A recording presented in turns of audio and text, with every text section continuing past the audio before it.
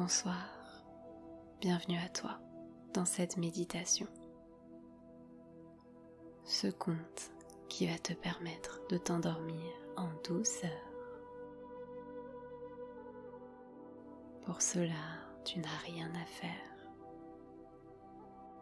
juste à t'allonger dans ton lit et à trouver la position la plus confortable possible pour toi. Et à te laisser bercer par cette histoire. Je te souhaite un beau voyage et une merveilleuse nuit.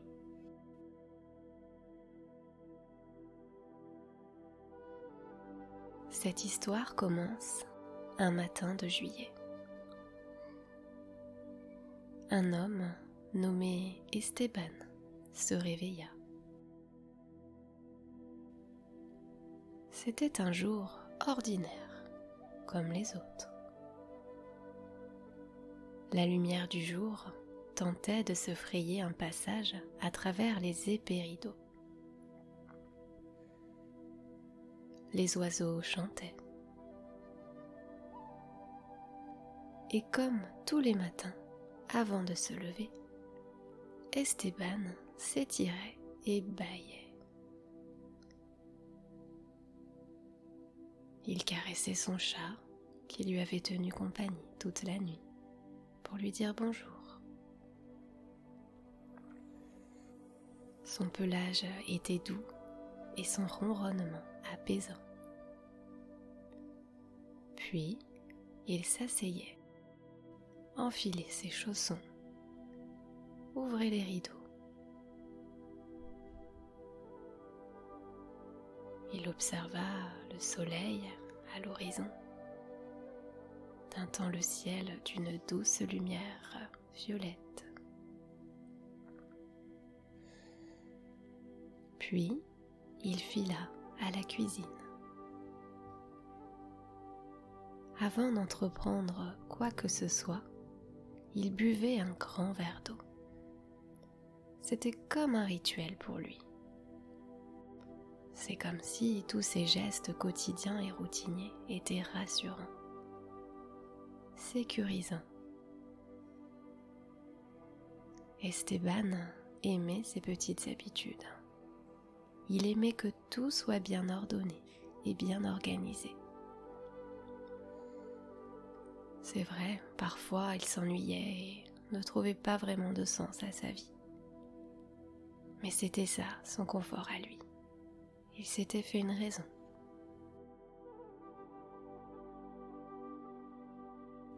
Mais ce matin-là, quelque chose clochait. Il avait une drôle de sensation, comme l'impression que quelque chose ne se passait pas comme d'habitude. Et effectivement, à côté de son verre d'eau, se trouvait une enveloppe. Pourtant, Esteban vivait seul. Il n'avait pas reçu de visite dernièrement, et il était persuadé d'avoir bien fermé les portes à clé la veille. Après un petit temps de réflexion, il décida d'ouvrir cette enveloppe. Il est vrai que celle-ci était attrayante. Elle avait l'air d'être faite à la main, ornée de mandalas finement dessinés et peints. Et puis son prénom était écrit en grosses lettres sur le devant. Il ouvrit l'enveloppe et y découvrit une lettre. Voici ce qui y était inscrit. Esteban, tu es prêt. Il est temps pour toi de partir en voyage. Une rencontre importante t'attend.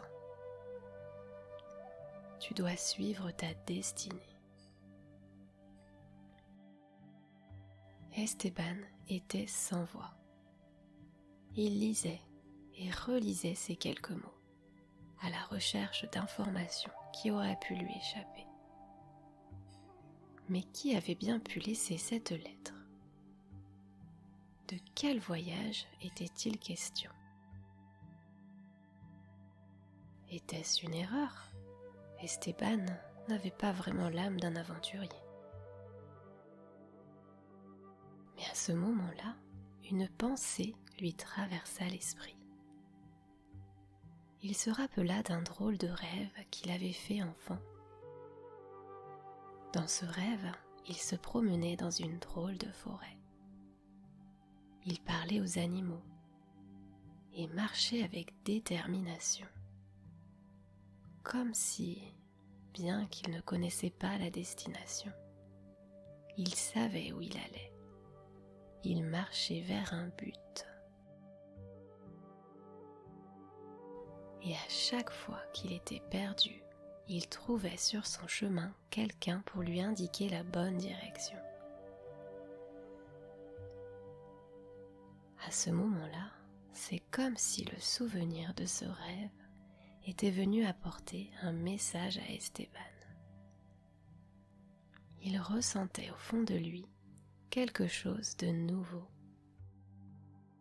un courage et une force intérieure. Sans pouvoir expliquer comment ni pourquoi, il savait qu'il devait partir. Il ne savait pas où il irait, mais il allait y aller.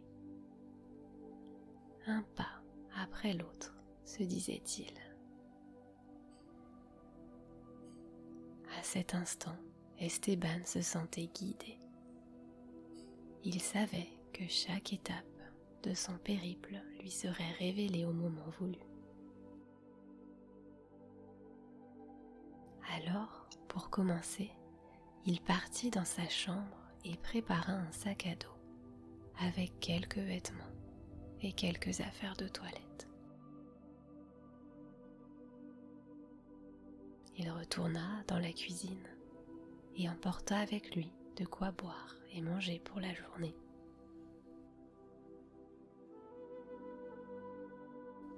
Il s'apprêta à sortir quand tout à coup, le téléphone sonna.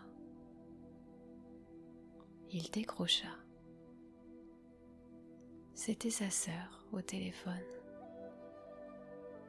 Elle avait besoin qu'il lui ramène des clés qu'il lui avait empruntées il y a quelque temps. C'était apparemment urgent, important. Il hésita un instant parce qu'il était prêt pour partir en voyage. Et cela le retarderait un peu. Tant pis, se dit-il. Le voyage pourra sûrement attendre un peu. Esteban aimait rendre service. Et il voulait aider sa sœur.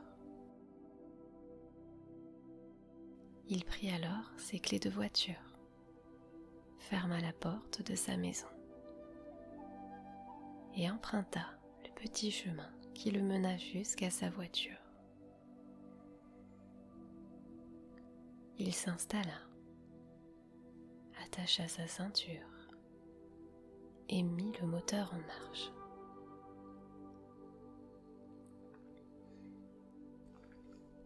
Il prit la route en direction de Milo.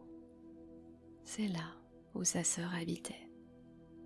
Un joli village à la campagne, à 1 heure de chez lui.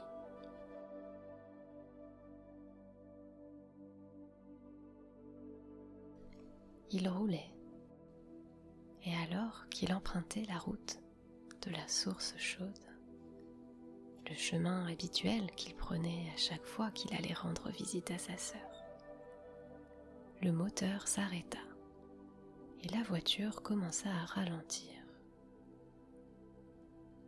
Il se gara sur le côté, essaya de redémarrer, mais rien n'y fit. Il regarda autour de lui. La route était déserte.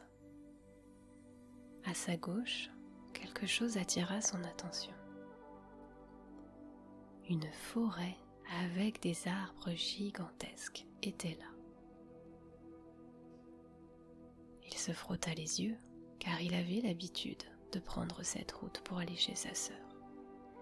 Il n'avait jamais vu cette forêt.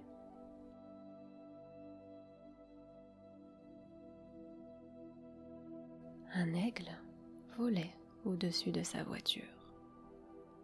Il ressentit à l'intérieur de lui une drôle de sensation.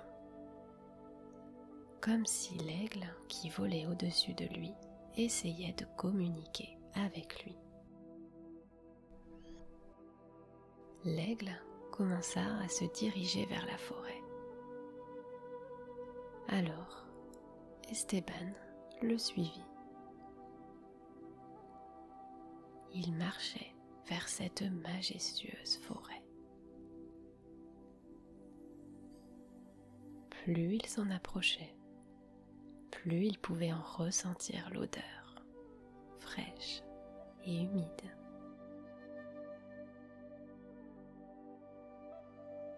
Et c'est comme si cette forêt immense lui était familière. Il pénétra dedans, et à peine y avait-il mis les pieds qu'une sensation de bien-être et de sérénité l'envahit. Il se sentait bien ici. Tout était calme, apaisant. Il prit un temps pour fermer les yeux et profiter de ce calme qu'il ressentait à présent, à l'intérieur de lui-même. C'est alors qu'une sensation particulière se manifesta, comme si l'espace d'un instant, il n'était plus lui-même, mais qu'il était cette forêt.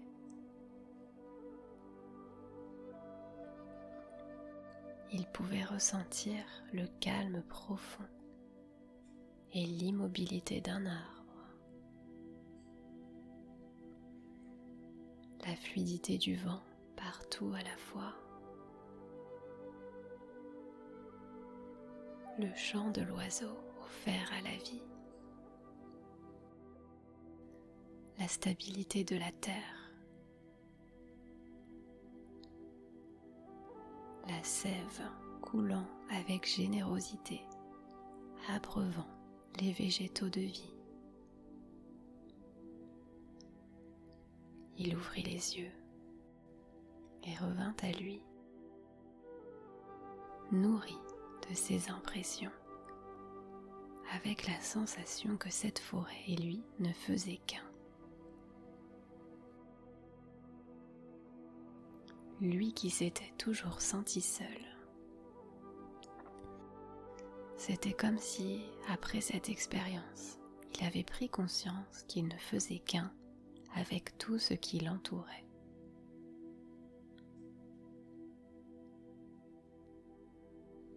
Il aperçut l'aigle, de nouveau, qui l'invita à poursuivre son chemin. Esteban marchait. Il ne savait pas où il allait, mais il savait qu'il devait continuer. Plus il marchait, et plus il se sentait hypnotisé par cette forêt. À chaque pas, une sensation de calme intérieur l'envahit, de plus en plus. Un pas, 2 pas, 3 pas. C'était comme si tout son corps pouvait se relâcher, se libérer de toute tension, de toute vigilance. 4 pas, 5 pas, 6, 7, encore plus calme, de plus en plus calme. Le corps et l'esprit détendu, il découvrait avec émerveillement des arbres aux racines profondément ancrées dans la terre. Une végétation abondante. Il aperçut même des fleurs qu'il n'avait jamais vues auparavant et dont il n'avait jamais entendu parler. Chacune avait un parfum unique et l'une d'entre elles attira plus particulièrement son attention. C'était une fleur blanche, ornée de milliers de pétales. Un nectar doré avait l'air d'en jaillir. Il s'approcha et à chaque pas qu'il faisait, il se laissait envoûter par son parfum.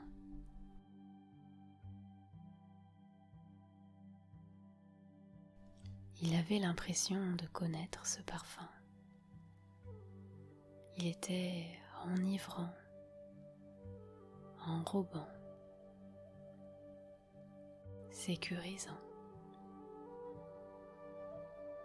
Il se rendit compte que ce nectar doré qu'il avait aperçu diffusait son parfum tel une brume d'amour qui venait à présent l'envelopper. Cette brume d'amour avait un message pour lui.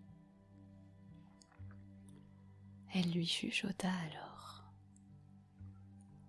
Esteban, cette fleur, cet amour que tu perçois à l'extérieur de toi est ton cœur.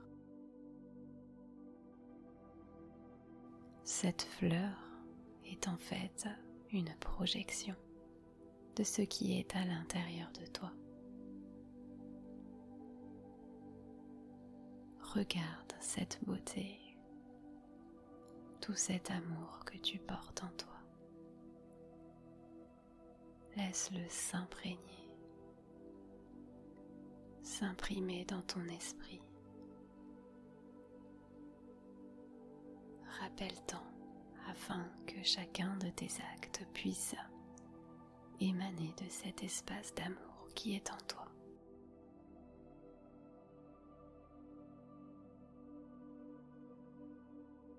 La lumière dorée embruma son esprit et il se sentit flotter. Il se sentait léger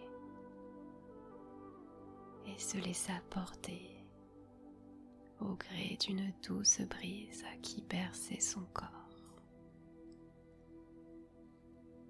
et le déposa tout en douceur au bord d'une rivière où se trouvait une petite cabane.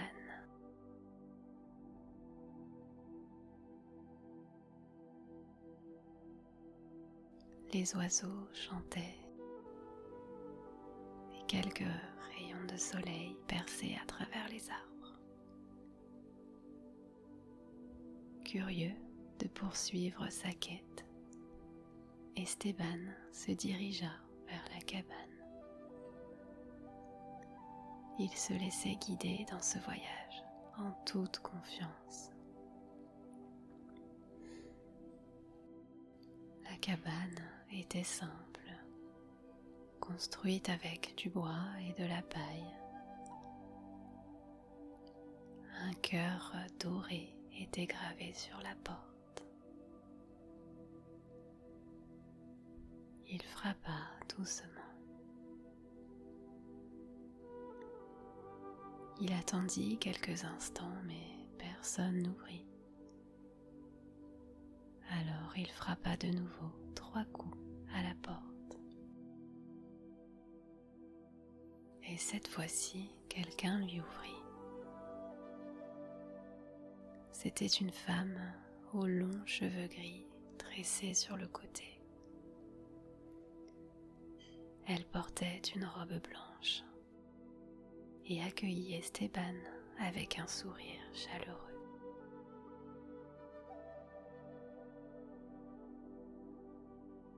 Sans lui parler, elle l'invita à entrer et à s'asseoir à une petite table posée au milieu de la pièce. une boisson chaude l'attendait. Esteban l'observa. Il y avait des herbes dedans. Il en reconnut certaines, mais ne put tout identifier. Il huma l'odeur de la vapeur qui s'en échappait et regarda la vieille femme. D'un geste de la tête, elle l'invita à boire sa tasse. Le goût était un peu amer mais agréable. À chaque gorgée, c'était comme une douce vague de chaleur qui envahissait tout son corps. La sensation était extrêmement agréable. La chaleur se répandait dans ses bras, ses jambes, sa nuque, ses épaules, son dos, puis sa tête.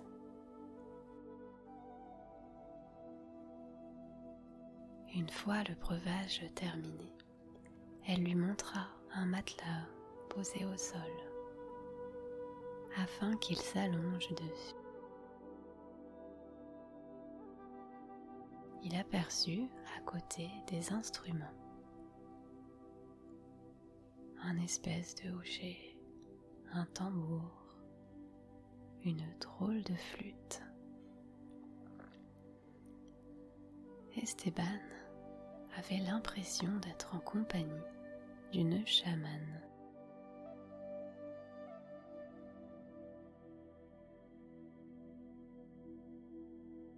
Il s'allongea et ferma les yeux. La femme à ses côtés commença à jouer d'un instrument, tout en tournant autour de lui. Cela lui procurait comme des vibrations dans tout le corps.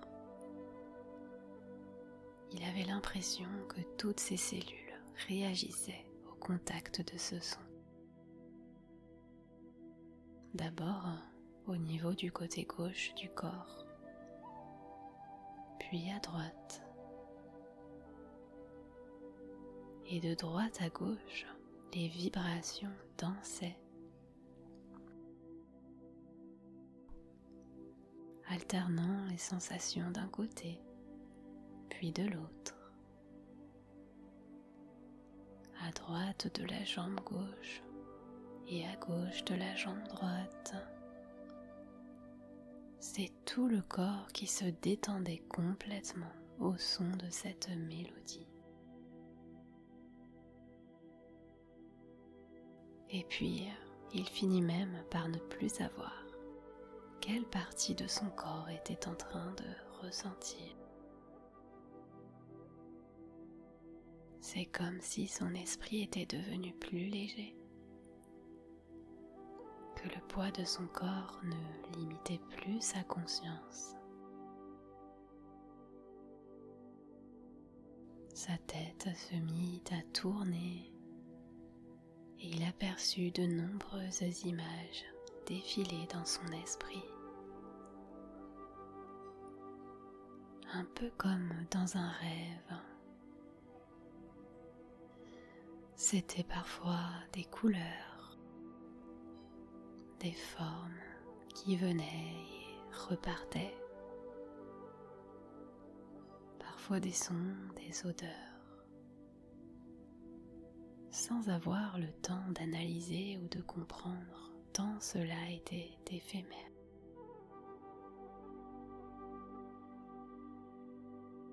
Alors il se laissa porter par toutes ces sensations, avec l'impression de faire des va-et-vient entre son corps et son esprit et son corps. Il était dans le cosmos, puis la rivière qui coulait et ruisselait. un papillon virevoltant, puis le soleil brillant, un nuage qui passait, croisant d'autres nuages qui eux-mêmes devenaient des étoiles pour continuer leur course vers l'infini du tout. Dans l'immensité, le grand et le petit, le rien et l'absolu. L'absolu du tout qui devenait un millier de détails, qui chacun prenait une forme différente à chaque instant. Et d'instant en instant, l'éphémère transformation de l'esprit qui naissait en chaque être et forme différente se perdait dans l'immensité du tout, qui était en perpétuel mouvement dans l'infini cosmos. Esteban était bercé par toutes ces sensations. Son corps vibrait au contact de toutes ces expériences. Il se laissait porter en toute confiance. Et il sentit son esprit ralentir et s'apaiser avec un calme profond à l'intérieur de lui. C'est comme si il se sentait pleinement lui-même à présent, connecté au tout, entier, vivant, prêt à reprendre sa vie, mais tout en sachant que plus rien ne serait comme avant.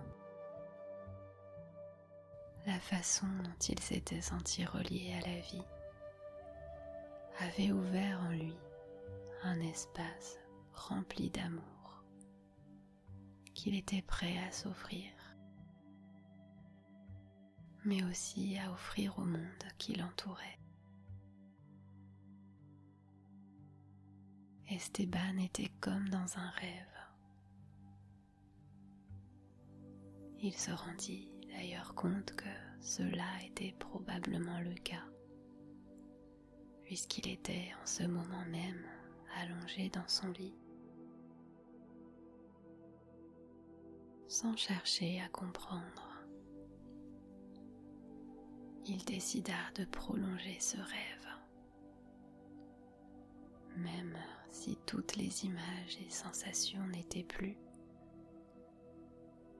que tout était calme à présent.